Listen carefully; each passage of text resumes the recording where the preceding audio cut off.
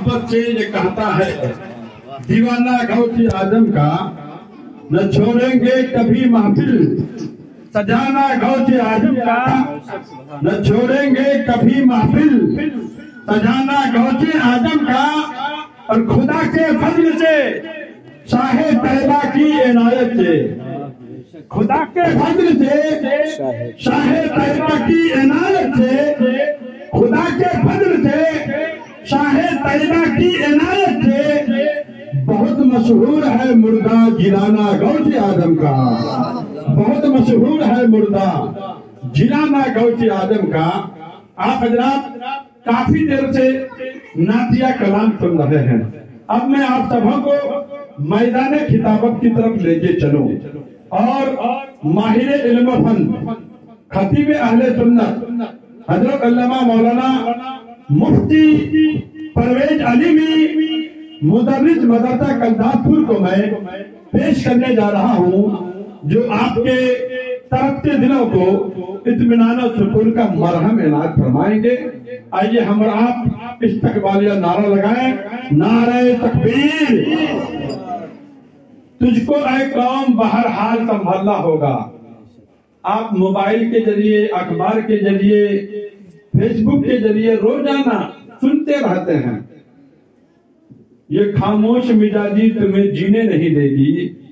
اس دور میں جینا ہے تو کوہرام مچا دے گی یہ خاموش مزاجی تمہیں جینے نہیں دے گی اس دور میں جینا ہے تو کوہرام مچا دو اور تجھ کو اے قوم بہرحال سنبھلنا ہوگا تجھ کو اے قوم بہرحال سنبھلنا ہوگا ارے وقت بدلا ہے تجھے خود کو بدلنا ہوگا وقت بدلا ہے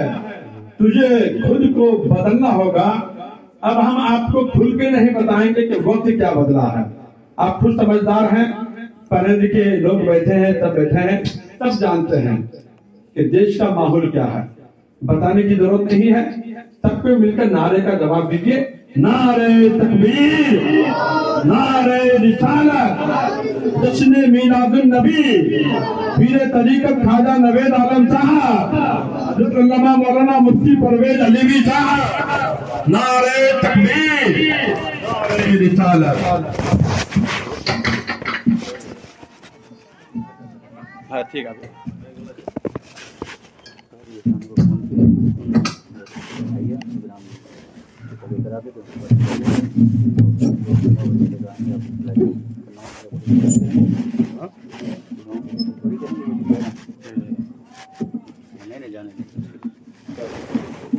بولے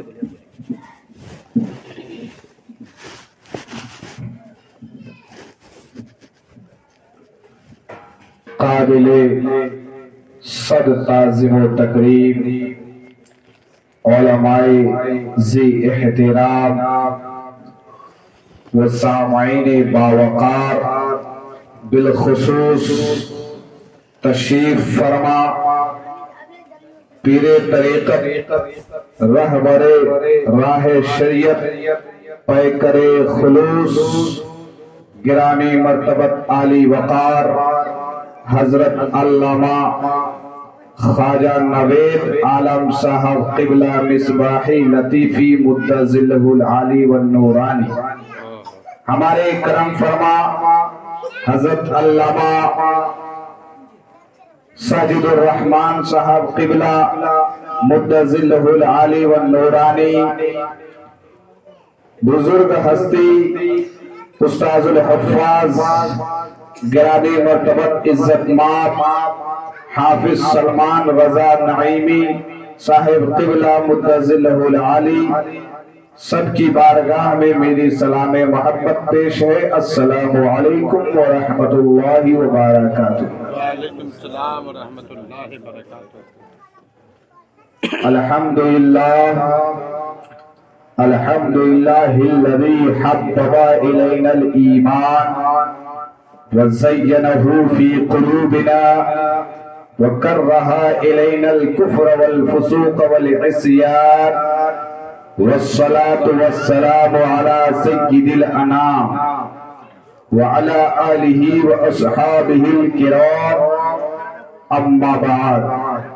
فأعوذ بالله من الشيطان الرجيم بسم الله الرحمن الرحيم ومن آياته أن خلق لكم من أنفسكم أزواجا لتسكنوا إليها وجعل بينكم مودة ورحمة وقال الله تبارك وتعالى في مقام آخر إن أولياؤه إلا المتقون وقال رسول الله صلى الله تعالى عليه وسلم تزوج الودود الولود فإني مقاتل بكم الأمم يوم القيامة وفي مقام آخر من عاد لي وليا فقد آذنته بالحرب صدق الله العظيم وصدق رسوله النبي الأمين الكريم ونحن على ذلك لمن الشاهدين والشاكرين والحمد لله رب العالمين. آئیے ایک مرتبہ عقیدت و محبت کے ساتھ آفتاب نبوت، مہتاب رسالت، شمع بزم ہدایت، مصطفیٰ جان رحمت، شمع بزم ہدایت، رحمت للعالمین، مراد المشتاقین، شفیع المذنبین، رحمت للعالمین، احمد مجتبی محمد مصطفیٰ صلی اللہ تعالی علیہ وسلم کی بارگاہ قدس میں عقیدت و محبت کے ساتھ درود شریف کا ہدیہ نچھاور کریں اور پڑھیں صلی اللہ علی النبی الامی وآلہ صلی اللہ تعالی علیہ وسلم صلاۃ و سلام علیک یا رسول اللہ یا حبیب اللہ صلی اللہ تعالی علیہ وسلم. حاضرین بزم محبت، آج کی یہ پاکیزہ بز کس لیے منعقد ہوئی، کیوں منعقد ہوئی، اس کا سبب کیا ہے، اس کی وجہ کیا ہے، آپ حضرات ہم سے زیادہ جانتے ہیں کہ کیوں منعقد ہوئی اور کیوں منعقد اہل ایمان کرتے ہیں. یہ سب آپ جانتے ہیں اور کیوں ہم نہ کریں جبکہ یہ احسان اس خالق کائنات کے عظیم رسول جو سید المرسلین ہیں، جو خاتم النبیین ہیں، جن کا ارشاد پاک ہے انما انا قاسم واللہ یؤتی. یہ ارشاد کسی اور کتاب میں نہیں بلکہ افضل الکتاب بعد کتاب اللہ صحیح البخاری میں یہ عبارت موجود ہے. اس میں نبی کائنات نے ارشاد فرمایا انما انا قاسم واللہ یؤتی، کہ دینے والا خدا ہے لیکن بانٹنے والے اگر کوئی ہیں تو رب کائنات کے محبوب سید المرسلین صلی اللہ تعالی علیہ وسلم. یعنی اس حدیث کے مفہوم اور تفسیر اور تشریح سے ہم یہ آپ کو بتا سکتے ہیں کہ اگر ہم یہاں بیٹھے ہیں، اگر ہمیں یہاں کھانا مل رہا ہے، اگر ہمیں روزی مل رہی ہے، ہماری جان میں روح ہے، ہماری آنکھ میں روشنی ہے تو رب کائنات کے فضل سے تو ہے. لیکن اس میں سب سے بڑا فضل اگر رب کائنات نے عنایت کی ہے تو سب سے زیادہ مصطفیٰ جان رحمت کو عنایت کی ہے، اور مصطفیٰ جان رحمت نے ہم پر کرم فرمایا ہے. اس وجہ سے آج ہماری زبان میں قوت گویائی ہے. سبحان اللہ. انما انا قاسم واللہ یؤتی، دینے والا مصطفیٰ دینے والی خدا کی ذات ہے، لیکن بانٹنے والی ذات مصطفیٰ کی ذات ہے۔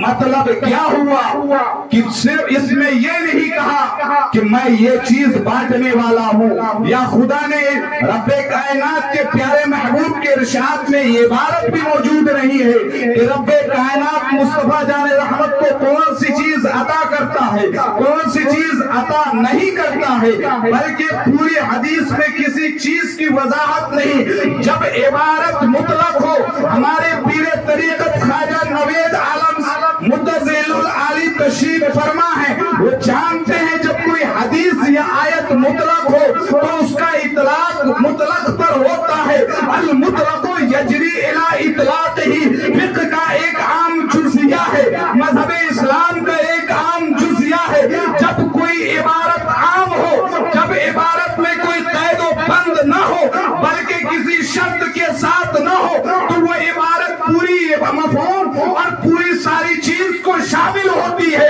اس عبارت سے ہم یہ دعویٰ کر سکتے ہیں کہ مصطفیٰ جان رحمت کی بدولت ہمارے اندر سانسیں چل رہی ہے۔ اگر کل ہمیں گوشت ملے گا کھانے کو تو مصطفیٰ کے صدقے ملے گا، کل اگر ہمیں دولت ملے گی تو مصطفیٰ جان رحمت کے صدقے ملے گی، کیونکہ اس حدیث میں یہ بات صاف صاف موجود ہے۔ انما انا قاسم واللہ یوتی،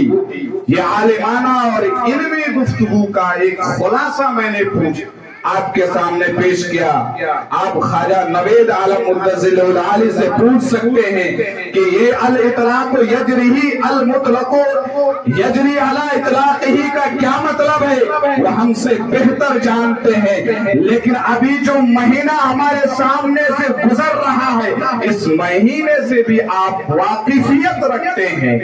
لیکن آپ کو اعلیٰ حضرت کا شعر یاد ہونا چاہیے۔ امام اہل سنت اس مہینے کی عظمت کو بیان کرتے ہوئے جو اس مہینے کی نسبت جس ابتری شخصیت کی طرف منسوب ہے اس کی طرف اشارہ کرتے ہوئے امام اہل سنت وقت کا مجدد اعظم اپنی عقیدت و محبت کے ساتھ اپنے غوث اعظم کی بارگاہ میں یہ شعر لکھتے ہیں: مزرعے چشت و بخارا عراق و اجمیر، مزرعے چشت و بخارا عراق و اجمیر، کون سی کشت میں بسا نہیں جھالا تیرا۔ اس شعر کے مفہوم سے ہم آپ کو بتا سکتے ہیں، سیرت غوث اعظم کے خلاصے سے ہم یہ آپ کو بتا سکتے ہیں کہ رحمان پور میں جو خواجہ حفیظ الدین کی ولایت کا ڈنکا بج رہا ہے، جو آج خواجہ حفیظ الدین کا جو فیضان اس خطے ارض میں پھیلا ہوا ہے، اگر خواجہ حفیظ الدین اس دنیا میں مشہور ہوئے تو اپنی قابلیت سے نہیں، اپنی صلاحیت سے نہیں، بلکہ غوث اعظم کی عطا اور ان کی مہربانی سے آج چہاردان عالم میں ان کی ولایت کا ڈنکا بج رہا ہے۔ اسی لیے اعلیٰ حضرت فرماتے ہیں: مزرعے چشت و بخارا عراق و اجمیر،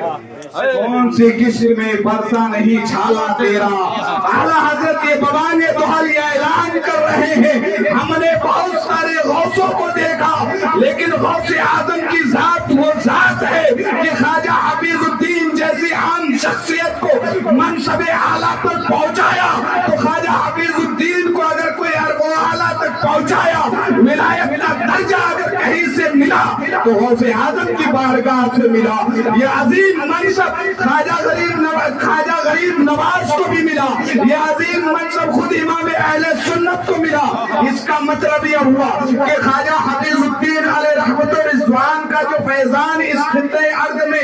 پھیلا ہوا ہے، یہ غوث اعظم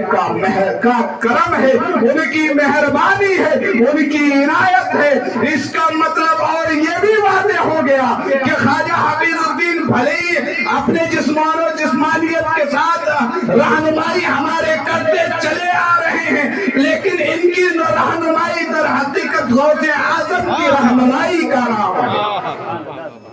اسی عظیم خانوادے کا چشم و چراغ اس چھوٹی سی محفل میں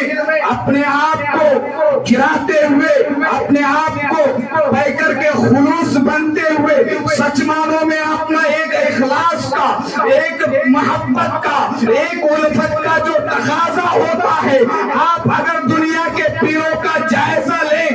بتاؤ آپ اگر کسی پیر کو اس طرح کی محفل میں بلائیں، آپ بڑے بڑے پیروں کو بلائیں اور آپ بتائیں ہمارے یہاں نکاح کا انتظام ہے حضور والا، ہم نے ایک چھوٹا سا پروگرام رکھا ہے، آپ اس میں ضرور تشریف لائیں، مجھے امید ہے کہ وہ پیر وہ بزرگ یہ انکار کر دے گا کہ اتنے چھوٹے چھوٹے پروگراموں میں ہمارے جانے کا معیار نہیں ہے۔ ہمارا معیار جہاں 10,000 کا جمگھٹا ہو، جہاں لاکھوں کا مجمع ہو، لیکن یہ وہ بزرگ پیر طریقت جو ہماری موجودگی میں تشریف فرما ہے، اس خانوادے رحمان پور سے تعلق رکھتے ہیں، جن کی ولایت کا ڈنکا آپ کی اس شہادان عالم میں بج رہا ہے۔ جب خواجہ حفیظ الدین کے اخلاق و کردگار اور ان کے پہچان اور ان کی محبت کا عالم یہ ہے کہ ان کی محبت سے پورا علاقہ مشرف اسلام ہو گئے، حضور سرور کائنات کی محبت سے اپنے ایمان کو تازہ کیا، اسی خانوادے سے تعلق رکھنے والی ابھی عبقری شخصیت پیر کی شکل میں خواجہ نبی حفیظ الدین صاحب موجود ہیں۔ یہ انہی خانوادے کا کرم ہے جو آج اپنے آپ کو اتنا چھوٹے سے پروگرام میں آ کر کے ہماری عزت افزائی کی، یہ ان کی مہربانی ہے اور خواجہ حفیظ الدین کا ہم پر کرم ہے۔ اسی لیے اعلیٰ حضرت نے فرمایا مزرعہ چشت و بخارا عراق و اجمیر، کون سی قسط میں برسا نہیں جھالا تیرا، مطلب کیا ہوا غوث اعظم کی وہ غوثیت ہے، چاہے وہ رحمان پور ہو، چاہے وہ بنیا ٹولی ہو، چاہے وہ مولانا پور ہو، چاہے وہ کلداس پور ہو، چاہے بریلی ہو، چاہے اجمیر ہو، ولایت کا ڈنکا ابھی جہاں جہاں بج رہا ہے، ہر خطے میں اگر کوئی کسی عظیم ولایت کا مالک اگر کسی کو بنایا اور ان ساری ولایتوں کو مالک بنا کر کے دوسروں تک پہنچایا، وہ کوئی اور ذات نہیں بلکہ اسی ماہ مبارک کی 11ویں تاریخ کو اس عبقری شخصیت کے نام سے 11ویں شریف کے نام سے ایک عظیم محفل کا انعقاد کیا جاتا ہے، اور ان کے فیوز و برکات سے نہ صرف عام نہ صرف علماء بلکہ وقت کے بڑے بڑے علماء، بڑے بڑے صلحاء، بڑے بڑے خطبہ، بڑے بڑے مصنفین بھی ان کے فیضان کے محتاج نظر آتے ہیں۔ اپنے آپ کو مشرف کرنے کے لیے غوث اعظم کی بارگاہ میں یا شیخ عبد القادر جیلانی شیئن للہ کا نعرہ لگاتے ہیں تاکہ میری بگڑی ہوئی تقدیر سنور جائے اور میری آخرت بلند و بالا ہو جائے۔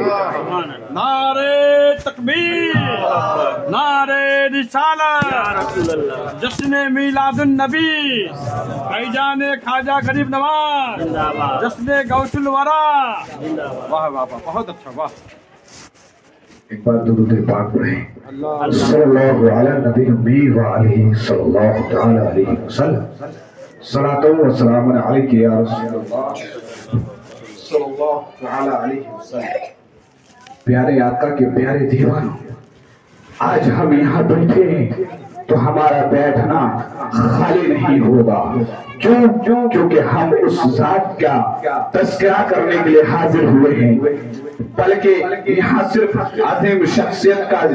ذکر نہیں کرتے بلکہ جب اپنے محسنین کا ذکر کرتے ہیں تو علماء فرماتے ہیں نزلت رحمت عند ذکر الصالحین، جب انبیاء کرام کا تذکرہ ہو، اولیاء کا تذکرہ ہو، اوتاد کا تذکرہ ہو، اغواث کا تذکرہ ہو، غوث اعظم کا تذکرہ ہو، امام اہل سنت کا تذکرہ ہو، ابو بکر صدیق کا تذکرہ ہو، تمام صحابہ کا تذکرہ ہو، بلکہ آپ کے اس خطے ارض میں اپنی ولایت کا ڈنکا بجانے والے عظیم شخصیت خواجہ حفیظ الدین کا تذکرہ جب ہوتا ہے تو رب کائنات کی رحمت اس بزم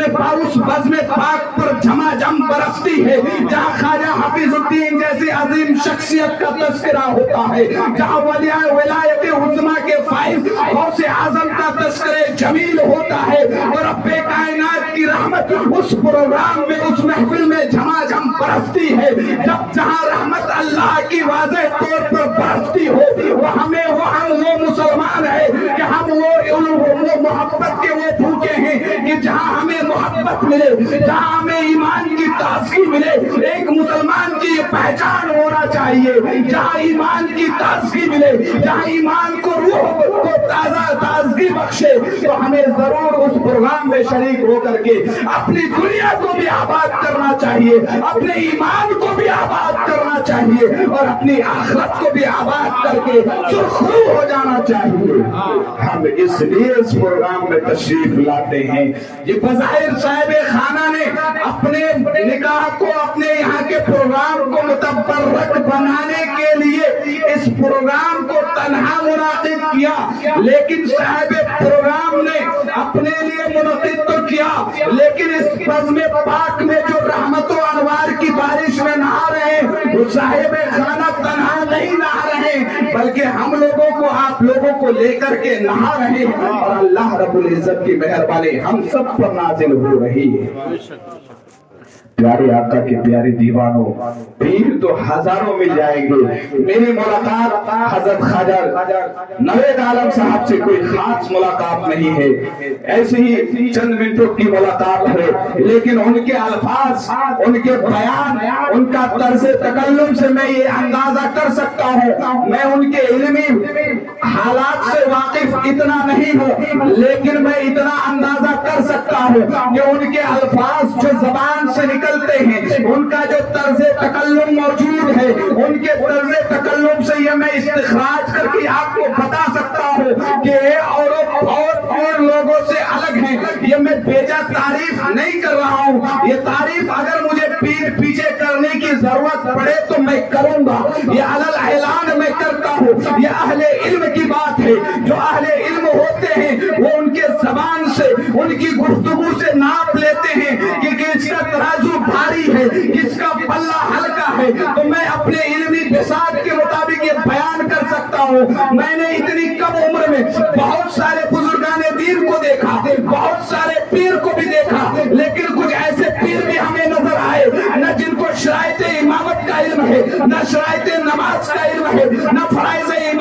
نماز کا مسئلہ معلوم ہے، نہ تیمم کا معنی معلوم ہے، بلکہ بعض پیروں کا حال یہ ہے، اگر پوچھ دیا جائے بتاؤ جہاں پانی موجود نہ ہو تو وہاں کیسے نماز پڑھی جائے، تو کہے گا تیمم۔ جب اس سے سوال کیا جائے بتاؤ فرائض تیمم کیا ہے، شرائط تیمم کیا ہے، وہ سارے پیر جو آپ جھولے چھاپ ہوتے ہیں وہ شرائط تیمم، فرائض نماز، حتیٰ کہ شرائط امامت کو بتانے سے عاجز و قاصر ہو جاتے ہیں، لیکن ان کی مریدوں کی لسٹ بہت لمبی ہوتی ہے، لیکن علم کا کوئی خزانہ ان کے پاس نہیں ہوتا ہے۔ وہ ایسے ہی ہوتا ہے جیسے ایک خالی ڈھول ہوتا ہے، اس پر جب چوٹ مارو تو دب دب کی آواز کرتی ہے، جب اسے کھول دیا جائے تو کھوکھلا نظر آتا ہے، لیکن خواجہ نوید عالم صاحب وہ ٹھوس مضبوط پیلر ہیں، اگر آپ ان کو توڑو گے تو آپ ہی ٹوٹ جاؤ گے، کیونکہ ایسے مضبوط قلعہ کا نام خواجہ نوید عالم ہے کہ وہ عظیم پیلر کا نام ہے۔ اگر آپ جیسے بھی لا کر کے بھی توڑنا چاہو، وہ جیسے بھی اپنی جگہ سے ہل سکتا ہے۔ یہ روحانی طاقت کا اتنا علم ہے کہ خواجہ نوید عالم صاحب کے علمی مقام، ان کے تقوی و طہارت، ان کے پیکر خلوص کا ہونا اس بات کی گواہی دے رہی ہے کہ خواجہ حفیظ الدین کا صحیح اگر نائب ہے تو خواجہ نوید عالم صاحب ہے۔ سبحان اللہ، واہ واہ واہ۔ پیارے آقا کے پیارے دیوانوں، آپ اپنے محسن کو پہچانو، آپ اپنے جو آپ کے جو احسان مند ہو آپ ان کو پہچانیں کہ ہمارا بر وقت احسان کرنے والا کون ہے۔ ہمارے ایمان پر اگر کوئی ڈاکہ ڈالے تو اس خطے ارض میں آپ کی حفاظت اگر کوئی کرے گا تو خانواد رحمان پور کے عظیم اشخاص آپ کی حفاظت کریں گے، نہ آپ کی جسمانی حفاظت کریں گے بلکہ آپ کی ایمانی حفاظت بھی کریں گے، روحانی بھی حفاظت کریں گے۔ لہذا اس خانقاہ سے جڑا رہنا ہر مسلمان کے اوپر میں مناسب سمجھتا ہوں کہ وہ جڑ جائے اور اپنی عاقبت اور دنیا کو دونوں آباد کر لے۔ اگر وہ چاہتا ہے اتنے بڑے بزرگ کا اتنے چھوٹے سے پروگرام میں حاضر ہونا، میں ان کا اپنے لیے باعث شرف و باعث عزت سمجھتا ہوں کہ یہ بزرگ ہستی اتنے سے چھوٹے سے پروگرام میں تشریف لا کر کے گھر والے کو عزت بخشی۔ پیارے آقا کے پیارے دیوانوں، درود پاک پڑھیں صلی اللہ علیہ نبی المی وآلہ صلی اللہ تعالی علیہ وسلم۔ صلاۃ و سلام علیک یا رسول اللہ صلی اللہ تعالی علیہ وسلم۔ چونکہ ہم مسلمان ہیں اور ہمارے لیے اس دنیا میں دو عظیم نعمت ہیں، ایک ہے اسلام، ایک ہے پیغمبر اسلام۔ اسلام مکمل نہیں ہو سکتا بغیر پیغمبر اسلام کے، بغیر پیغمبر اسلام کے اسلام مکمل نہیں ہو سکتا۔ اس کو اگر علم زبان میں کہوں، اسلام اور پیغمبر اسلام یہ جزء لا ینفک ہے، یعنی جس طرح جسم اور روح کا آپس میں اتحاد ہونا لازم ہے، جب جسم اور روح کا آپس میں اتحاد ہوتا ہے، یونٹی آف لائف ہوتی ہے، تب جا کر کے اسے زندہ انسان کہا جاتا ہے۔ جب روح اور جسم کے درمیان اختلاف ہو جاتا ہے، دونوں میں جھگڑا ہو جاتا ہے، تو ہم اسے مردہ سے تعبیر کرتے ہیں۔ اسی اعتبار سے ہم یہ کہہ سکتے ہیں، جس طرح روح جسم کے بغیر ناقص ہے اور روح جسم کے بغیر ناقص ہے اور جسم روح کے بغیر ناقص ہے، اسی طریقے سے اسلام بغیر پیغمبر اسلام کے مکمل نہیں ہو سکتا، اور پیغمبر اسلام کی محبت کے بغیر اسلام مکمل نہیں ہو سکتا۔ مکمل جبھی ہوگا جب اسلام بھی دل میں پایا جانا چاہیے، پیغمبر اسلام کی محبت بھی دل میں پایا جانا چاہیے، تب جا کر کے ایک بندے کا ایمان کامل ہوتا ہے۔ کیونکہ یہ ایک ایسا جز ہے جو جزء الذی لا یجزا کے قبیل سے نہیں ہے، یہ اہل علم جانتے ہیں۔ اس لیے میں کبھی کبھی آپ کے سامنے ایک علمی اصطلاح بول دیتا ہوں، کیونکہ یہاں علمی شخصیت موجود ہے، وگرنہ آپ الجزء الذی لا یتجزا کا مطلب کیا سمجھتے ہیں؟ یہ فلسفیوں اور سائنٹسٹ کو اپنا ایک ضابطہ اس کے یہاں ہے، اس کو سمجھنے کے لیے علم کا درکار ہوتا ہے، اور بایولوجی سوسیولوجی کا ہونا ضروری ہے، لوجک اور فلسفی کا ہونا ضروری ہے، تب جا کر کے وہ الجزء الذی لا یتجزا کا مطلب سمجھتا ہے۔ جب کوئی فقیہ ماہر ہوتا ہے تو المطلق یجری علی اطلاقہ کا مفہوم اس کے ذہن میں ہوتا ہے، تب وہ اس کا مفہوم سمجھتا ہے۔ تو اے پیارے آقا کے پیارے دیوانوں، اپنے ایمان کو تازہ کرو، نہ صرف بولنے سے، نہ صرف زبانی دعویٰ کرنے سے، بلکہ جس طرح آپ کے پاس زمین ہوتی ہے، محض زمین ہو جانا دنیاوی اعتبار سے آپ کے زمین ہونے کے لیے یہ دعویٰ آپ کر سکتے ہیں کہ اس جگہ میں بیٹھا ہوں تو یہ میری زمین ہے، لیکن محض اس دعویٰ سے یہ زمین میری نہیں ہو جائے گی۔ یہ آپ بھی جانتے ہیں، دنیا کی کورٹ بھی جانتی ہے۔ اس دعویٰ کے ساتھ ساتھ آپ کو خطیان بھی پیش کرنا ہوگا۔ اگر آپ خطیانی دھاری ہیں تو آپ کو خطیان بھی پیش کرنا ہوگا۔ اگر آپ قبالہ کے اعتبار سے آئے تو آپ کو اپنا قبالہ پیش کرنا ہوگا۔ آپ اگر اپنے بٹوارہ سوٹ کے اعتبار سے آئے ہیں تو آپ کو اپنا بٹوارہ سوٹ پیش کرنا ہوگا، تب آپ کا دعویٰ کامل ہوگا۔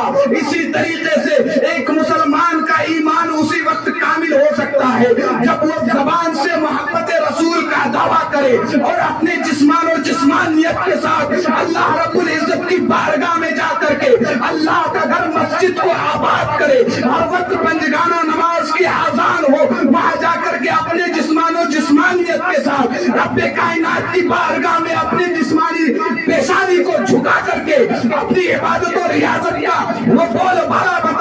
بلند کرے جس کا پیغام خود رب کائنات نے دیا، وما خلقت الجن والانس الا لیعبدون۔ اے لوگوں، ہم نے تمہیں صرف اس لیے بیان پیدا نہیں کیا کہ تم مجلس میں پہنچ کر کے تم صرف نعرہ بلند کرو، جب محفل میں جاؤ تو وقت محفل خاموش رہو، جب محفل سے نکل جاؤ تو ناچ گانا اور ڈانس کرو، جب آئے نکاح کی باری تو ایک طرف میلاد ہو رہا ہو، دوسری طرف عید کا ماحول بنا ہوا ہو، ایک طرف مذہب اسلام کا پیغام پہنچایا جا رہا ہو، دوسری طرف عورتوں کی آواز کو برسر عام اعلان کیا جا رہا ہو۔ یہ قطعی مذہب اسلام کا مطلب نہیں ہے۔ مذہب اسلام کے آنے کا مطلب یہ ہے کہ جن عورتوں کی دنیا میں کوئی اور عزت نہ تھی، وہ مذہب اسلام نے ان عورتوں کو عزت دیا، جس عورت کو رکھیل سمجھا جاتا تھا، بیٹی کے ساتھ سینکاری کی جاتی تھی، اسے مذہب اسلام نے وقار دیا۔ آج وہی مذہب اسلام کی شہزادی مذہب اسلام کے وقار کو مجروح کرتی ہوئی نظر آ رہی ہے۔ کیا اسے مذہب اسلام کا شعور نہیں ہے؟ وہ کیسے مسلمان بنتی ہے کہ وہ خود کو مسلمان کہتی ہے، لیکن جب باری آئے گیت گانے کی، جب باری آئے مولانا کے منع کرنے پر، تو وہ یہ اعلان کرتے ہیں، وہ اعلان کرتی ہے کہ یہ تو مولانا کا اپنا کام ہے، لیکن سنو، مولانا کے باپ کے گھر کی جاگیر نہیں جو کسی عام مسلمان کو ہم روک سکتے، بلکہ ہم آپ کو اس لیے روک سکتے ہیں، اس لیے آپ کو بتا رہے ہیں کیونکہ ہمارا اور آپ کے درمیان اتحاد ہے۔ جس اسلام کو آپ مانتے ہیں، جس رسول کو آپ مانتے ہیں، جس خواجہ حافظ الدین کو آپ مانتے ہیں، اسی خواجہ حافظ الدین کو ہم بھی مانتے ہیں، اسی مذہب اسلام کو ہم بھی مانتے ہیں، اسی پیغمبر اسلام کو ہم بھی مانتے ہیں۔ لہذا اس اعتبار سے ہمارا ان کے درمیان اتحاد ہو گیا۔ یہ اتحاد جسمانی اتحاد نہیں ہے بلکہ روحانی اور ایمانی اتحاد ہے۔ لہذا ہم یہ کہہ سکتے ہیں کہ مذہب اسلام ہمیں برائی سے روکتا ہے، مذہب اسلام بدعمالی سے روکتا ہے۔ جب آئے نکاح کا معاملہ تو ہمیں نکاح سے پیغام ملتا ہے۔ رب کائنات کے رسول اعظم ارشاد فرماتے ہیں، تزوجوا الودود الودود الولود فإنی مکافر بکم الامم یوم القیامہ۔ اے لوگوں سنو، جب نکاح کی باری آئے تو نکاح سے پہلے اپنا جائزہ لے لینا، اس خاندان کا جائزہ لے لینا جس خاندان سے آپ رشتہ جوڑ رہے ہیں۔ آپ کو وہ رشتہ دیکھنا ہوگا، اس کا خاندان دیکھنا ہوگا، اس خاندان میں مذہب اسلام کی محبت ہے یا مال کی محبت ہے، مذہب اسلام سے عداوت ہے یا محبت ہے، اسے گھر میں دیکھنا ہوگا۔ اگر آپ اپنے بیٹے کے لیے رشتہ دیکھ رہے ہیں تو آپ کو یہ دیکھنا ہوگا کیا اس گھر میں جس لڑکی کا آپ انتخاب کر رہے ہیں کیا اس کے اندر بچہ جننے کی صلاحیت ہے یا نہیں۔ آپ یہ دعویٰ کر سکتے ہیں مولانا، آپ یہ کیسے کہہ سکتے ہیں؟ ہمیں اس کے بارے میں کیسے پتا چلے گا کہ اس کے اندر بچہ جننے کی صلاحیت ہے یا نہیں؟ تو اس کا ضابطہ ہمیں پہلے ہی مل چکا ہے۔ اس کی ماں سے پتا چلے گا، اس کی خالہ سے پتا چلے گا، اس کی بھابھی سے پتا چلے گا، اس کی بہن سے پتا چلے گا کہ ان کی بہنوں کے اندر ولادت کی صلاحیت کتنی ہے، ان کے ماں کے اندر ولادت کی صلاحیت کتنی ہے، اس کے پھوپھی کے اندر ولادت کی کتنی صلاحیت ہے۔ جب آپ اس کو ٹٹول لو، اخلاقی اعتبار سے ٹٹول لو، ایمان کے اعتبار سے ٹٹول لو، تب تم جاؤ اس لڑکی سے اپنے بیٹے کا رشتہ کرو جہاں محبت بھی ہو، نہ صرف اولاد جننے کی صلاحیت ہو بلکہ اس لڑکی کے اندر، اس گھر والوں کے اندر، وہاں کی تمام عورتوں کے اندر مذہب اسلام سے بھی محبت ہو، شوہر کے وقار سے بھی محبت ہو، جہاں شوہروں کو کی تعظیم کی جاتی ہو، جہاں مذہب اسلام سے محبت ہو۔ یہ سارے گن اگر پا جائے تو تم ایسی جگہ تم آنکھ بند کر کے نکاح کا انتخاب کر لو، تم اپنے بیٹے کا رشتہ کر لو، تزوجوا الودود الولود، تم ایسے گھر میں نکاح کرو جہاں بچہ جننے کی صلاحیتیں بھی ہو، عورت اور محبت بھی زیادہ ہو۔ جب تم ایسا کرو گے تو رسول پاک ارشاد فرماتے ہیں فإنی مکافر بکم یوم القیامہ، جب قیامت قائم آئی ہوگی، جب میدان محشر قائم ہوگا، جب آپ کثیر اولاد کے ساتھ، مزید بچوں کے ساتھ بحالت ایمان میری بارگاہ میں آؤ گے تو تمہاری اس کثرت کے ذریعے رسول پاک فخر کریں گے تو بتاؤ ہم کیسے مسلمان ہیں۔ ہم چاہتے ہیں کہ رسول پاک ہم پر فخر نہ کرے، ہمارے لیے تو اعزاز ہے، ہمارے لیے فخر ہوگا کہ رسول پاک جو رسول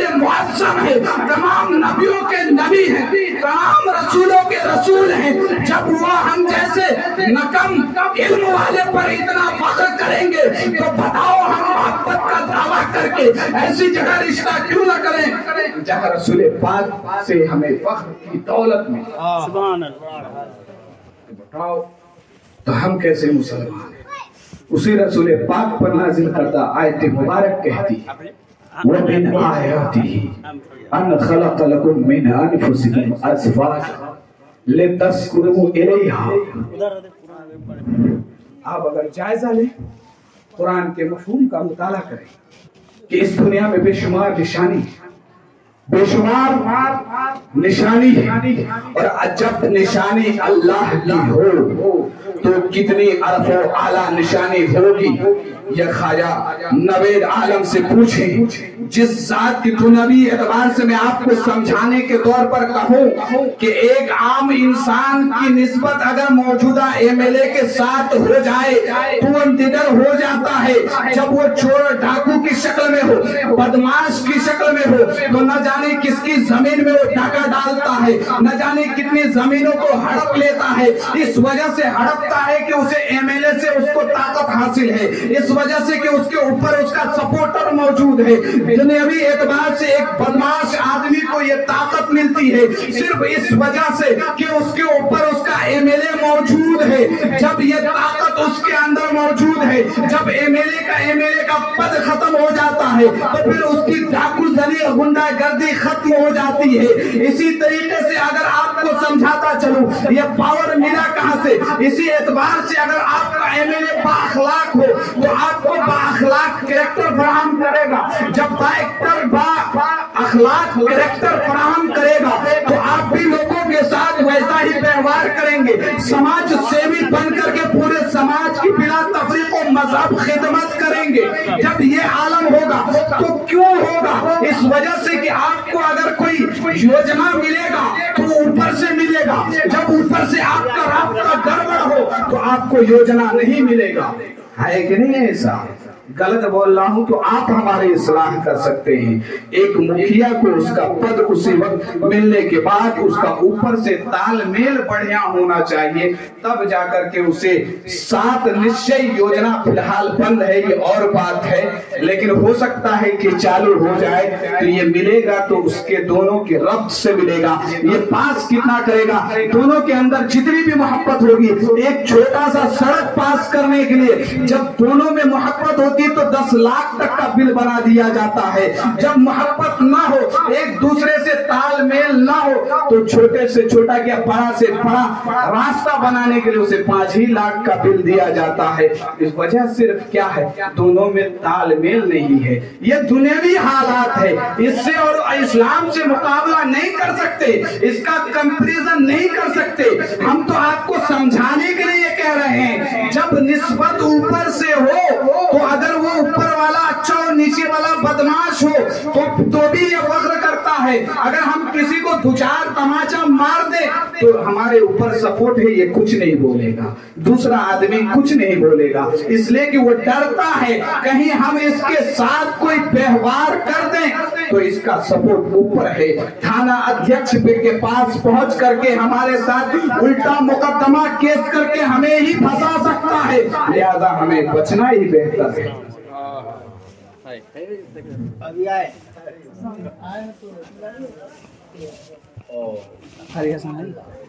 5 मिनट निकाह के मतलब और बोल दीजिए। दुरूद पाक पढ़ें सल्लल्लाहु अलैहि वसल्लम। सलातो व सलाम अलैका या रसूलल्लाह सल्लल्लाहु अलैहि वसल्लम। प्यारे आका के प्यारे दीवान,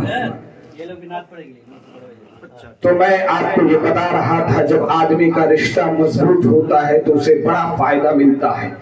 जब रसूल पाक क़यामत के दिन हमारी कसरते औलाद से फख्र करेंगे तो हमारे लिए इससे बड़ा एजाज क्या हो सकता है। जिनकी बदौलत हमें शफाअत मिलेगी, जिनकी मेहरबानी से हमें जन्नत मिलेगी, जहाँ की नेमतें से हमें सरफराज किया जाएगा। तो बताओ हम रसूल पाक का कलमा पढ़ करके, रसूल पाक की मजहब इस्लाम को मान करके मजहब इस्लाम के खिलाफ हम कैसे जा सकते हैं? ज़बानी दावा नहीं चाहिए, दावा हमें मजहब इस्लाम के साथ साथ अपने जिस्मानी ताकत के साथ मस्जिद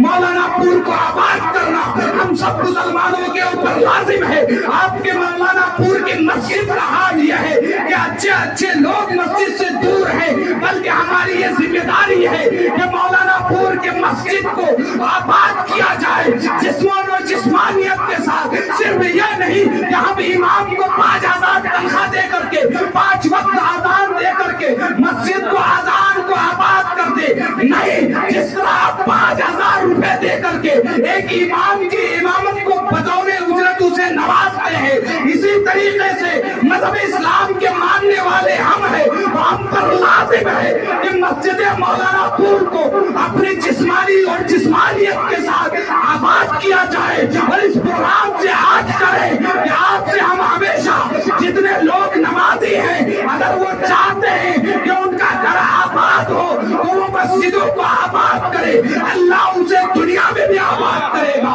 قیامت میں بھی آباد کرے گا۔ لہذا ہم پر لازم ہے کہ اس قید العلماء کے علاقے میں ہم مسجد مولانا پور کو آباد کریں۔ لہذا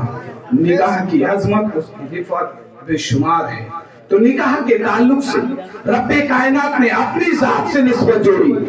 یا رسول پاک سے نسبت نہیں جوڑی،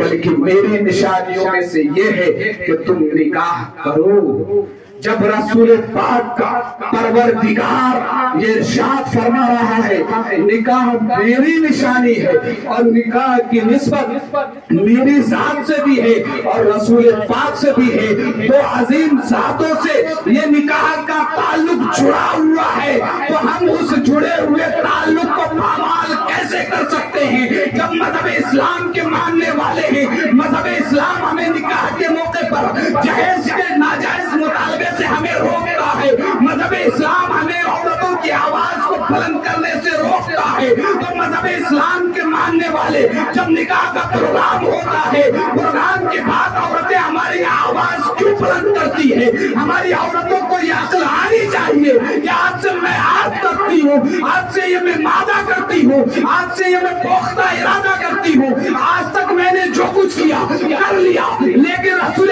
پاک کی سچی محبت کی قسم کھا کر کے کہتی ہوں کہ آج کے بعد اس پروگرام کو سننے کے بعد میں کبھی کھلے عام اپنی آواز کو بلند نہیں کروں گی، اپنی آواز کو اونچی نہیں کروں گی۔ لہذا آپ عہد کریں،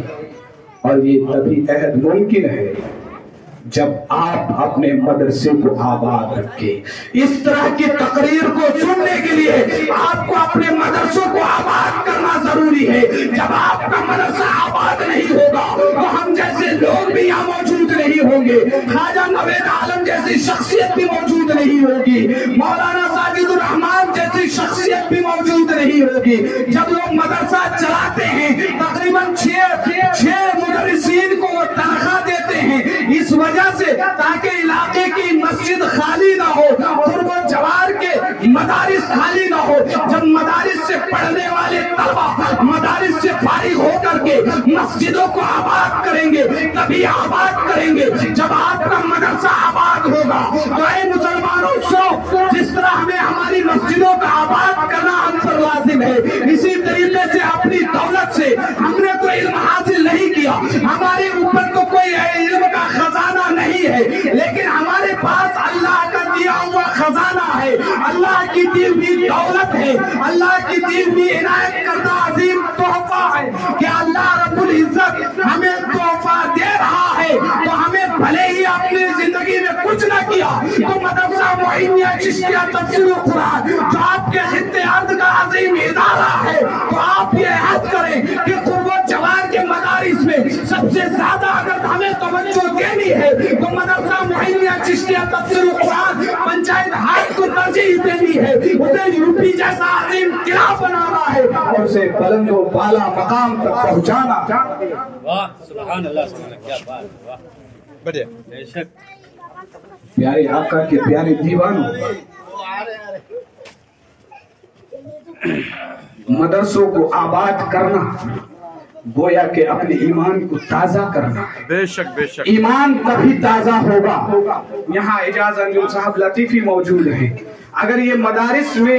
مدرسے میں نہیں پڑھے ہوتے تو اس ٹوپی کرتے جبے کے ساتھ آپ کے یہاں نعت پڑھنے کے لیے نہیں آتے۔ جب یہ نعت پڑھیں گے تو آپ سب لوگ جھومیں گے۔ ادھر ہمارے محب گرامی مولانا پرواز عزیزی صاحب ہیں، اسی مدرسے سے فارغ ہیں، اگر یہ مدرسے سے فارغ نہیں ہوتے تو آپ ان کو ہرگز اس ممبر پر بیٹھنے کے لیے نہیں بلاتے۔ مطلب یہ ہوا کہ آپ نے اس کو اس لیے بلایا کہ مدرسے سے ان کا تعلق جڑا ہوا ہے، مذہب اسلام سے ان کا تعلق جڑا ہوا ہے، رسول پاک کی محبت ان لوگوں کے دلوں میں موجزن ہے۔ اس محبت کی بنا پر آپ نے ان سارے لوگوں کو بلایا۔ ان سارے لوگوں کو کیوں بلایا؟ اس لیے کہ انہوں نے مدرسہ میں پڑھا ہے، ضرورت ہے، دور حاضر میں مدرسین کی تنخواہ کی بھی ضرورت ہے۔ جب تنخواہ معیار کی ہوگی تو اسے مدرس بھی معیار کا ملے گا، جب تنخواہ اعلیٰ ہوگی تو اسے اور اعلیٰ مدرس ملے گا۔ ایک مدرسہ چلانے والا تبھی اعلیٰ مدرس رکھ سکتا ہے جب آپ کی محبت دولت کے ساتھ مدرسے کے ساتھ جوائن ہو جائے، جب آپ کی دولت زکات اور فطرہ کا بیشتر حصہ آپ قرب جوار کا قرآن خوانی ہو یا اور دیگر پروگرام ہو، آپ کے یہاں کوئی آتا ہے تو مدرسہ معینیہ چشتیہ تفسیر قرآن کے طلبہ اور اس کے اساتذہ اور افراد آتے ہیں، لہذا ہمیں پوری طاقت دے کر کے مدرسہ معینیہ چشتیہ کو روزے فضول باندی تک پہنچانا ہے اور یہ عہد کر لے کہ ہمیں روشن کرنا ہے، اپنے علاقے کے مدرسے کو بلند کرنا ہے۔ فائدہ ایک آخری بات اشارہ ہو رہا کہ ختم کر دیں، میں ختم کر دیتا ہوں۔ آپ جب مدرسے میں دولت دیں گے تو آپ کا نتیجہ کیا ہوگا؟ آپ کو زیادہ نہیں 100 سے 150 سال کا پرانا واقعہ میں سناتا ہوں، یہ حقیقت پر مبنی ہے۔ ایک بہت بڑا بزرگ تھا، وہ سرکاری نوکری کیا کرتا تھا۔ جب وہ ریٹائر ہو گیا، وہ اپنے پد سے ریٹائر ہو گیا، جب اس کی نوکری کی میعاد ختم ہو گئی، اس کی عمر کے مارکشیٹ کے اعتبار سے مکمل ہو گئی، تو اس نے سوچا کہ اب ہمارے پاس کوئی دوسرا ٹائم نہیں ہے۔ بغل میں مدرسہ تھا، اس نے یہ ٹھان لیا کہ ہمیں جو پینشن ملے گا تو ملے گا،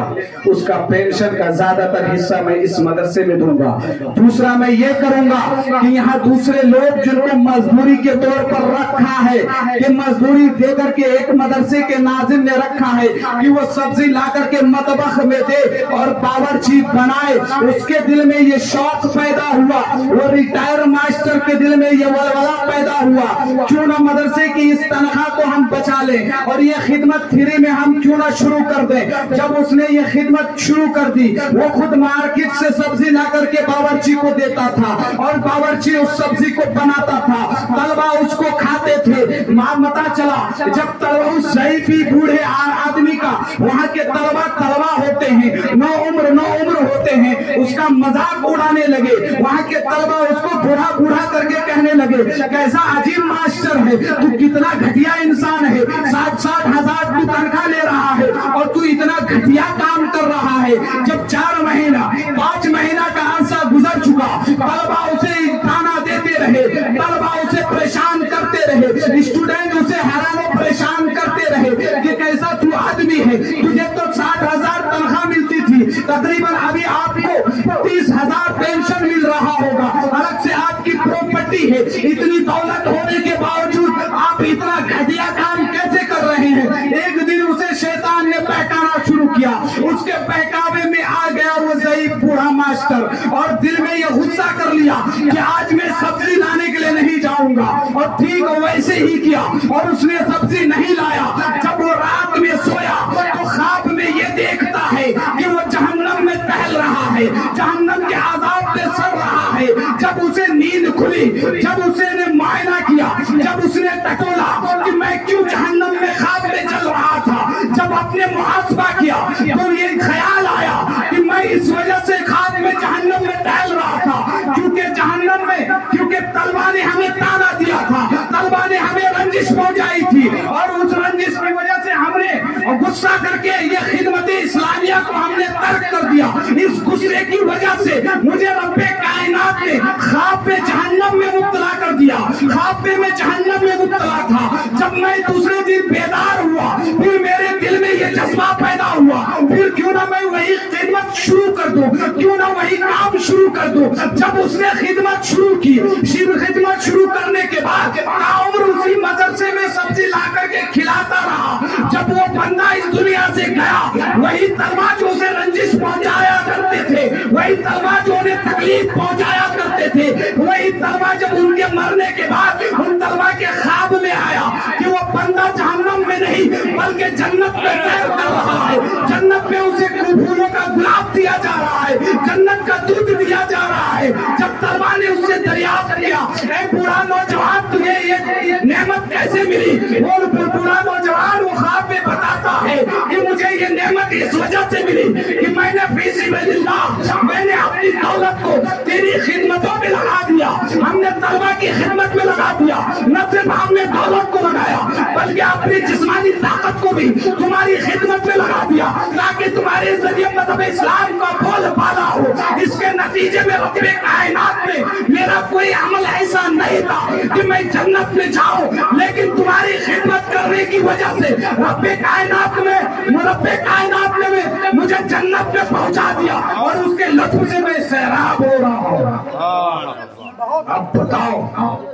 مذہب بظاہر آپ کو دنیا میں ہو سکتا ہے کہ آپ مدرسہ میں دیں اور آپ کو اس کا فائدہ نہ ملے، لیکن یہ اللہ کا کرم یقیناً ہوگا جب آپ مدرسے میں مدد کریں گے تو وہ مدد در حقیقت مدرسے کی نہیں ہے بلکہ آپ کے علاقے کی مدد ہے، آپ کی مسجد کی مدد ہے، آپ کے میلاد کی مدد ہے، آپ کے نماز جنازہ پڑھانے میں معاون ہوگا۔ جب وہ دولت دیں گے تبھی آپ کا مدرسہ ترقی کرے گا، کیونکہ یہ مادی دور ہے۔ اگر آپ چاہتے ہیں آپ کے ایمان کو تازگی بخش روح تازہ ہو جائے تو آپ یہ عہد کریں جب بھی موقع لگے ہم مدرسہ معینیہ کو سب سے پہلے نمبر پر یاد رکھیں گے، کیونکہ ہمارے علاقے کا صحیح خیال اگر رکھتا ہے تو مدرسہ معینیہ چشتیہ رکھتا ہے۔ اس لیے عہد کریں، اپنے مدرسے کو آباد کریں۔ وما علینا الا البلاغ۔ السلام علیکم ورحمۃ اللہ وبرکاتہ۔